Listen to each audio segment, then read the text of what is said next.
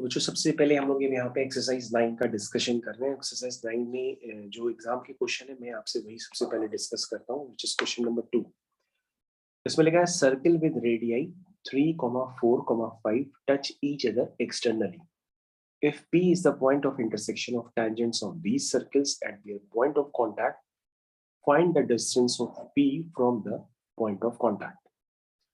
तो बच्चों ये जो सेकंड क्वेश्चन है, सबसे पहले आपको उसका डायग्राम बनाना पड़ेगा। जब आप डायग्राम बनाओगे तभी आप कुछ समझ पाओगे कि करना क्या है। देखिए ये बच्चों आपके जो सर्किल है जिसकी रेडियस 3, 4 और 5 है, अगर वो एक दूसरे को एक्सटर्नली टच करेंगे तो डायग्राम कुछ इस तरह से बनेगा। उसके बाद बच्चों यहाँ पर जब आप डायग्राम देखेंगे तो आपको कहा गया कि इनका जो कॉमन पॉइंट ऑफ कांटेक्ट है, यानी कि यहाँ पे और यहाँ पे क्या ड्रॉ की गई है, टैंजेंट्स ड्रॉ की गई है। और टैंजेंट्स कहाँ मीट करती हैं, एक पॉइंट पी पे जो अंदर जगह नहीं थी, तो मैंने बाहर की तरफ एरो बना के दिखाया है। अब कह रहा है इस पी पॉइंट की क्या निकालनी है, इस पी पॉइंट की, पढ़िए जरा, इस पी पॉइंट की डिस्टेंस निकालनी है साइड से। इस पी पॉइंट की डिस्टेंस निकालनी है साइड से। अब बच्चों अगर आप ध्यान से देखें, ये डिस्टेंसेस अलग अलग नहीं होंगी, ये जो डिस्टेंसेस होंगी वो सेम होंगी। यानी कि उसने कहा है कि पी पॉइंट की डिस्टेंस निकालो, तो बच्चों जब आपके पास 4 ऑप्शंस आएंगे ना, तो वो डिस्टेंस एक ही लिखी होगी। यानी कि जितनी डिस्टेंस बच्चों ये होगी, उतनी डिस्टेंस ये होगी, उतनी डिस्टेंस ये होगी। आप ये बात समझने की कोशिश करेंगे। इसका मतलब उन्होंने ये बात आपको ऐसे ही बता दी कि ये जो पी पॉइंट है उसकी साइड से डिस्टेंस क्या है, इक्वल है। इसका मतलब ये जो पी पॉइंट है बेसिकली वो इस ट्रायंगल का इन सेंटर है। क्या है, इस ट्रायंगल का इन सेंटर है।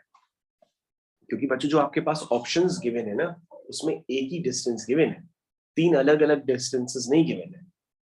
तो पी पॉइंट बन गया इस ट्रायंगल का इन सेंटर, और इन सेंटर बन गया तो बच्चों कहानी आसान हो गई। जैसे आपने सरकम सेंटर की सरकम रेडियस होती है, और सरकम रेडियस को कैपिटल आर से रिप्रेजेंट करते हैं। उसको अगर हम सॉल्यूशन ऑफ ट्रायंगल की हेल्प से निकालें तो वो होती है r is equal to abc upon 4 delta. उसी तरह से बच्चों इन सेंटर की रेडियस को हम लोग स्मॉल r से रिप्रेजेंट करते हैं, और वो होती है डेल्टा अपॉन s। तो बच्चों आपको कुछ नहीं करना, डेल्टा आप जानते हैं हीरोज फॉर्मूला से इस ट्रायंगल का निकालना, जानते हैं ना, क्योंकि आपके पास साइड्स पता है। ए साइड हो गई 7, बी साइड हो गई आपके पास 8, और सी साइड हो गई 9। तो उसको यूज करके बच्चों आप s निकाल लोगे। s होगा a plus B plus C by 2। फिर आप डेल्टा निकाल लोगे, square root of s, s minus a, s minus b, s minus c। ये सब यूज करके आप ये कैलकुलेशन कर ले जाओगे, तो आपके पास आर आ जाएगा, तो आंसर आ जाएगा।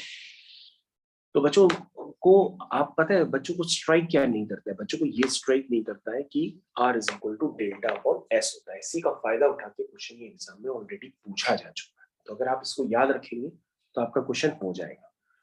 और बच्चों एक्सटीरियर एंगल बाइसेक्टर, जैसे इंटीरियर एंगल बाइसेक्टर से बनता है आपका ट्रायंगल, जिसका इन सेंटर बनता है, इन सर्किल बनता है, उसी तरह से एक्सटीरियर एंगल बाइसेक्टर से भी बनता है। क्या बनता है, एक्स सर्किल, उसकी रेडियस क्या होती है, r1, r2, r3। Circumcentre circumradius रेडियस कैपिटल R, incentre inradius small r, और एक्स सेंटर क्या होता है बच्चों, एक्स सर्किल, उसकी रेडियस होती है r1, r2, r3। क्योंकि बच्चों 3 तरह के सर्किल्स बनेंगे जब आप एक्सटीरियर एंगल को बाइसेक्टर करेंगे, 2 लेफ्ट हैंड साइड में, एक नीचे की तरफ।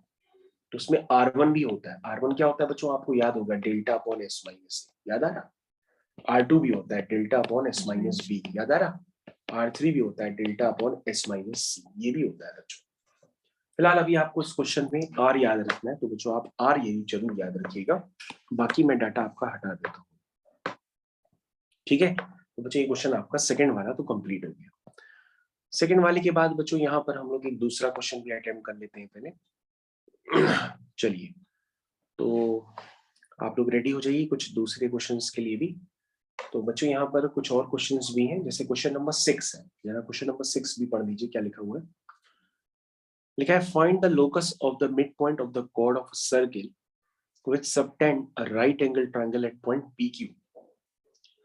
तो सबसे पहले क्या करेंगे कि किसका लोकस निकालना है, midpoint of the chord, जिसका लोकस निकालना होता है उसको बच्चों हम h, k लेट कर लेते हैं और फिर स्टैंडर्ड लगा देंगे कि उस कॉर्ड की इक्वेशन क्या होगी। उस कॉर्ड की इक्वेशन होगी t इक्वल टू s1, मैंने लिख दी। As well as t equal to s1 लिखने के बाद वो जो कॉर्ड है वो क्या करती है, p, q पर 90 डिग्री का एंगल सबटेंड करती है। ठीक है, तो बच्चों आगे का कॉन्सेप्ट आप लगा लेंगे कि नहीं लगा पाएंगे वो एक बार आप चेक कर लीजिए, क्योंकि p, q के रिस्पेक्ट में वो जो कॉर्ड है वो क्या बिहेव करेगी एक कॉर्ड ऑफ कॉन्टैक्ट की तरह। और कॉर्ड ऑफ कॉन्टैक्ट की इक्वेशन क्या होती है, t इक्वल टू 0 भी होती है। तो बच्चों हमको लगता है कि इक्वेशन 1 और इक्वेशन 2 ये दोनों आपकी सेम लाइंस भी बन सकती है। ध्यान से देखो बच्चों, इक्वेशन 1 और इक्वेशन 2 ये दोनों सेम लाइंस भी बन सकती है। तो बच्चों मैंने आपको काफी सारी हिंट दे दी है, आप हिंट को यूज करके क्वेश्चन को अटेम्प्ट करिए, ना आए तो मेरे से पूछिएगा, बाकी मैंने आपको हिंट पूरी दे दी है। ठीक है, ये समझ में आ गया? ओके, उसके बाद है बच्चों आपके पास क्वेश्चन नंबर 11। क्वेश्चन नंबर 11 में क्या लिखा है, find the equation of a circle passing through 0,1 and touching the curve y equal to x square at 2,4। तो सबसे पहले बच्चों यहाँ पर और भी कई सारे कॉन्सेप्ट है इस क्वेश्चन को करने के लिए। सबसे पहले आप ध्यान से देखिए कि यहाँ पर एक जनरल सर्किल की इक्वेशन को जब आप 0,1 से पास कराएंगे तो वहां से आपके पास एक इक्वेशन बन जाएगी। इक्वेशन बनाने के बाद उसको इक्वेशन नंबर 1 लेट करके छोड़ दीजिए।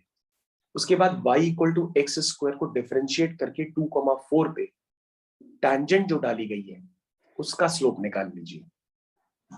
समझ में आ गया? स्लोप निकाल लिया। उसके बाद बच्चों अब आप कर्व की इक्वेशन यानी सर्किल की इक्वेशन को भी डिफरेंशिएट करिए और डिफरेंशिएट करके उसका भी 2,4 पे स्लोप निकाल लीजिए। और जो उसका 2,4 पे स्लोप निकलेगा उसको आप 4 के इक्वल कर दीजिए, क्योंकि दोनों टैंजेंट्स दोनों के लिए कॉमन है। तो बच्चों आपके पास एक दूसरी इक्वेशन बन करके क्रिएट हो जाएगी। उसके बाद बच्चों आपका जो सर्किल है वो 2,4 से पास कर रहा है, तो 2,4 से पास करा करके आपके पास एक तीसरी इक्वेशन क्रिएट हो जाएगी। तो आपके पास बच्चों अननोन है GFC और 3 इक्वेशन आपके पास बन गई GFC में। तो तीनों को आप सॉल्व कर लीजिए GFC निकाल करके। अब standard equation of circle x स्क्वायर plus Y square plus 2gx plus 2fy plus c equal to 0 में पुट कर दीजिए, आपका आंसर आ जाएगा। उसके बाद बच्चों नेक्स्ट क्वेश्चन है क्वेश्चन नंबर 1। क्वेश्चन नंबर 1 में जरा ध्यान से देखिएगा, उसको भी मैं आपके साथ डिस्कस कर देता हूँ। Question number 1 is same exercise of exercise 11। इसमें लिखा है from a point P, okay ध्यान से देखिएगा, लिखा है from a point P tangents drawn to the circle, this 3 circle है आर ऑफ इक्वल लेंथ। यानी एक पॉइंट है उससे आप तीनों सर्किल पे टेंजेंट ड्रॉ करते हैं और टेंजेंट की जो लेंथ होती है वो इक्वल है। वैसे बच्चों टेंजेंट की जो लेंथ होती है रूट s1, है ना, और तीनों टेंजेंट्स की आप लेंथ इक्वल कर लीजिए। अगर लेंथ इक्वल है तो उनके स्क्वायर्स भी इक्वल होंगे, ऐसा बच्चों आप कर लीजिए। Find the equation of a circle passing through point P which touches the x plus y equal to 5 at point 6, -1। तो बच्चों आप क्या करेंगे, सबसे पहले आप उस पॉइंट को निकालने की कोशिश करेंगे, क्योंकि आपके पास इक्वेशन बन गई ना pt1 is equal to pt2 is equal to pt3, मतलब root s1 is equal to root s2 plus root s3, मतलब समझ गए बच्चों? तो उसको आप यूज करेंगे तो आपके पास क्या निकल के आ जाएगा, वो पॉइंट निकल के आ जाएगा जिससे क्या ड्रॉ की गई है, टैंजेंट्स ड्रॉ की गई है, और तीनों टैंजेंट्स की लेंथ क्या है, इक्वल है। तो वो जो पॉइंट आएगा बच्चों वो आप कैलकुलेट कर लीजिएगा, वो 0,-3 निकल के आएगा। ठीक है, अब जब बच्चों जब आपका पॉइंट वो निकल करके आ जाए तो आपको एक ऐसे सर्किल की इक्वेशन निकालनी है जो 0,-3 यानी उस P पॉइंट से पास करता है, और वो सर्किल जो है किससे लाइन को टच करता है, x plus Y equal to 5 को टच करता है 6, -1। तो बच्चों आपका क्वेश्चन तो हो गया। अब आप इसमें इक्वेशंस वगैरह बनाइए, क्योंकि अगर आप इक्वेशंस बनाएंगे तो आपको क्लियर कट समझ में आएगा कि बनाना स्टार्ट कर दीजिए बच्चों। स्लोप्स की इक्वेशन जो भी आप बनाते हैं उनको आप बनाना स्टार्ट कर दीजिए, ठीक है, क्योंकि आपके पास सारे रिलेशन आप देख रहे हैं, आप परपेंडिकुलर कॉन्सेप्ट्स वगैरह सब लगा करके इक्वेशंस बना लीजिए, आपका ए और बी दोनों निकल के आ जाएंगे। ठीक है, तो बच्चों ये है इस क्वेश्चन का कॉन्सेप्ट। तो आपका क्वेश्चन नंबर 1 इजी है, ये भी एग्जाम में आ चुका है। तो क्वेश्चन नंबर 1, क्वेश्चन नंबर 2 और क्वेश्चन नंबर 11 और क्वेश्चन नंबर 6 इन सब का मैंने डिस्कशन कर दिया है। ये सारे इस एक्सरसाइज के मेन क्वेश्चंस थे।